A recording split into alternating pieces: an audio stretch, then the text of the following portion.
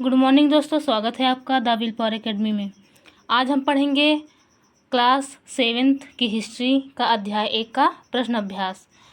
तो आइए हम शुरू करते हैं। पहला प्रश्न है, अतीत में विदेशी किसे माना जाता था?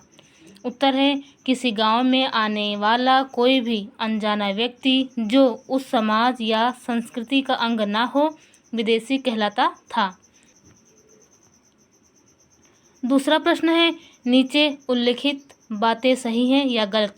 क है, सन 700 के बाद के काल के संबंध में अभिलेख नहीं मिलते हैं, ये वाक्य सही होगा।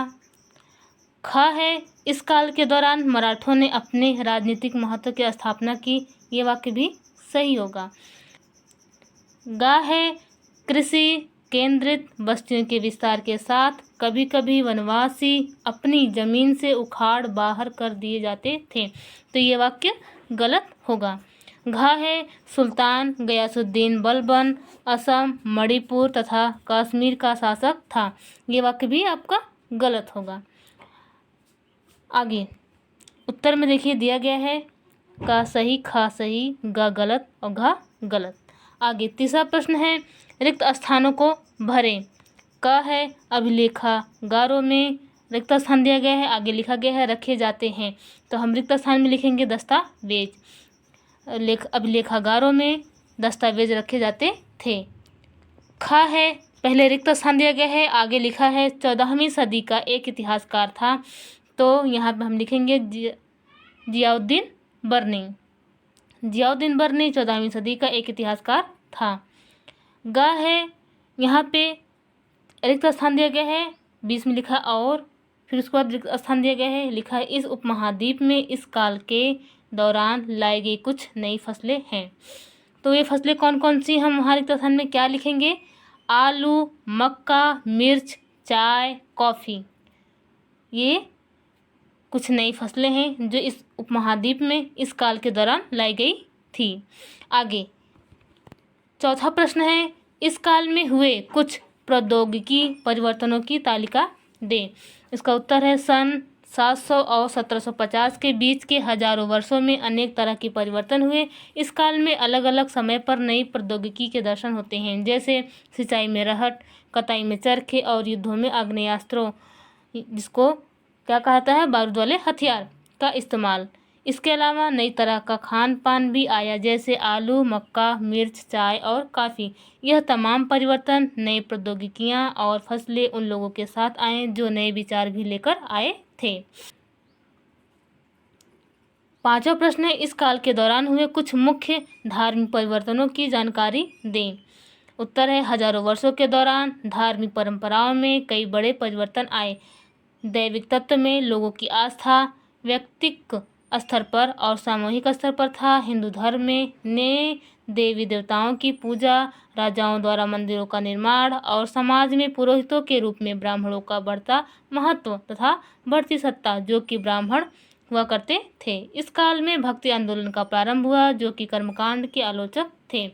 इस काल में 7वीं सदी में इस्लाम और 16वीं सदी में ईसाई धर्म का भारत में प्रादुर्भाव हुआ। आगे आइए समझें। आगे है, आइए समझें। छठवां प्रश्न है, पिछली कई शताब्दियों में हिंदुस्तान शब्द का अर्थ कैसे बदला है?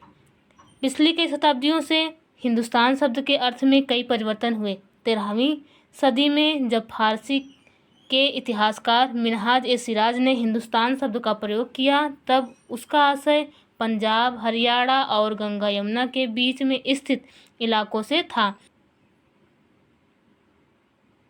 उसने इस शब्द का राजनीतिक अर्थ में उन इलाकों के लिए इस्तेमाल किया जो दिल्ली के सुल्तान के अधिकार क्षेत्र में आते थे। इसके अतिरिक्त 16वीं सदी के आरंभ में बाबर ने हिंदुस्तान शब्द का प्रयोग इस उपमहाद्वीप के भूगोल, पशु पक्षियों और यहाँ के निवासियों की संस्कृति का वर्णन करने के लिए किया।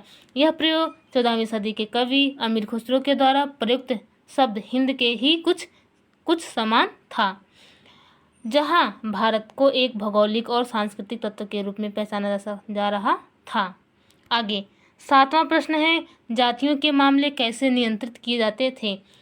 उत्तर है अपने सदस्यों के व्यवहार का नियंत्रण करने के लिए जातियां स्वयं अपने अपने नियम बनाती थी। इस नियमों का पालन जाति के बड़े बुजुर्गों की एक सभा करवाती थी, जिसे कुछ इलाकों में जाति पंचायत कहा जाता था। लेकिन जातियों को अपने निवास के गांवों के रिवाजों का पालन भी करना पड़ता था।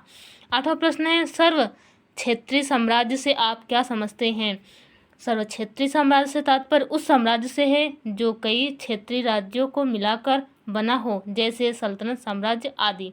आइए विचार कीजिए। 9वां प्रश्न है पांडुलिपियों के उपयोग में इतिहासकारों के सामने कौन कौन सी समस्याएं आती हैं? पांडुलिपियों के उपयोग में इतिहासकारों के सामने कई समस्याएं आती हैं। पहला है कई बार पांडुलिपियों के लिखावट को समझने में दिक्कत आती है। दूसरा, आज हमें शायद ही कहीं लेखक की मूल पांडुलिपियां मिली हैं। तीसरा है प्रतिलिपियां बनाते हुए लिपिक छोटे मोटे फेर बदल कर देते थे, कहीं कोई शब्द कहीं कोई वाक्य।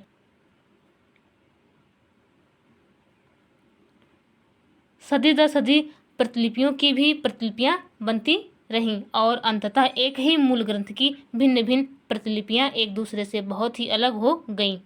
चौथा है हमें बाद के लिपिक द्वारा बनाई गई प्रतिलिपियों पर ही पूरी तरह निर्भर रहना पड़ता था। इसलिए इस बात का अंदाज लगाने के लिए कि मूलतः लेखक ने क्या लिखा था, इतिहासकारों को एक ही ग्रंथ की विभिन्न प्रतिलिपियों का अध्ययन करना पड़ता है। 10वां प्रश्न है और अंतिम प्रश्न है इतिहासकार अतीत को कालों या युगों में कैसे विभाजित करते हैं? क्या इस कार्य में उनके सामने कोई कठिनाई आती है? उत्तर है 19वीं सदी के मध्य में अंग्रेज इतिहासकारों ने धर्म के आधार पर भारत के इतिहास को 3 युगों में बांटा था, हिंदू, मुस्लिम और ब्रिटिश। इस काल विभाजन को आज बहुत कम इतिहासकार ही स्वीकार करते हैं। अधिकतर इतिहासकार आर्थिक तथा सामाजिक कारकों के आधार पर ही अतीत के विभिन्न कालखंडों की विशेषताएं तय करते हैं। इस आधार पर इतिहास को प्राचीन, मध्य और आधुनिक कालों में बांटा गया है। कार्यक्रम को विभाजित करते समय इतिहासकारों के सामने यह समस्या उत्पन्न होती है कि वे किस महत्वपूर्ण घटना के बाद कार्यक्रम का विभाजन करें। तो आज के लिए बस इतना ही। अब हम मिलेंगे आपसे अगले वीडियो में अगले अध्याय के साथ।